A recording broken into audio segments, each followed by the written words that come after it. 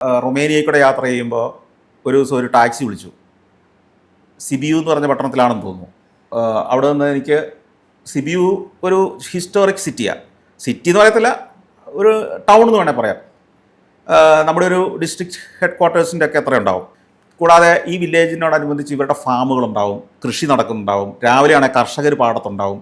അപ്പോൾ ഇതൊക്കെ ഷൂട്ട് ചെയ്യാം, ഇതൊക്കെ കാണാമെന്ന് വിചാരിച്ച് ഞാൻ സിബിയുവിൽ നിന്ന് ഒരു ടാക്സി വിളിച്ചു.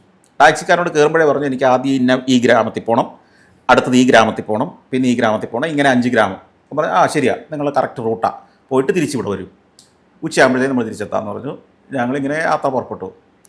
ഞാൻ പുറത്തെ കാഴ്ചകളൊക്കെ ഇങ്ങനെ ഷൂട്ട് ചെയ്തിരിക്കുന്നു. ഇടയ്ക്ക് ഇയാളുടെ വർത്തമാനം പറയുന്നു, ഇത് എടുക്കുന്നു. ഒരു മണിക്കൂർ ഓടിക്കഴിഞ്ഞിട്ടും ഈ ആദ്യത്തെ ഒരു വില്ലേജിൽ എത്തുന്നില്ല. അപ്പോൾ ഈ ആദ്യത്തെ ഒരു വില്ലേജ് എൻ്റെ കണക്കനുസരിച്ച് ഒരു 20 മിനിറ്റ് ഓടിക്കഴിയുമ്പോൾ എത്തേണ്ടതാണ്. അപ്പം ഞാൻ ഓർത്ത് എന്തെങ്കിലും സാഹചര്യം റൂട്ട് മാറിയോ വല്ലോ ആയിരിക്കും ഓടുന്നത്. 1 മണിക്കൂർ ആകാറായപ്പോൾ ഞാൻ ചോദിച്ചത് എന്ത് ചെയ്യും, ആദ്യത്തെ വില്ലേജ് നമുക്ക് ഇന്ന സ്ഥലത്ത് അവിടെ എത്തിയില്ലേ? അപ്പോൾ അയാളൊരു ചിരിച്ചിട്ട് പറഞ്ഞു ആദ്യത്തെ അല്ല, 2ാമത്തെ വില്ലേജും കഴിഞ്ഞു, ഇപ്പം 3ാമത്തേക്ക് നമ്മൾ പോയിക്കൊണ്ടിരിക്കുകയാണ്.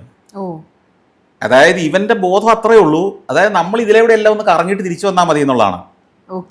ഇവിടെ വണ്ടി കൊണ്ടുപോയി നിർത്തി ഇറങ്ങണമെന്നോ ആ കാഴ്ച കാണാനായി വന്നെന്നുള്ള പോലും ചിന്തിക്കാനുള്ള ബോധമില്ല അവന്. അവൻ ആ പട്ടണത്തിന്റെ ബൈപ്പാസിൽ കൂടെ കടന്ന് അവൻ പോയിക്കൊണ്ടിരിക്കുകയാണ്.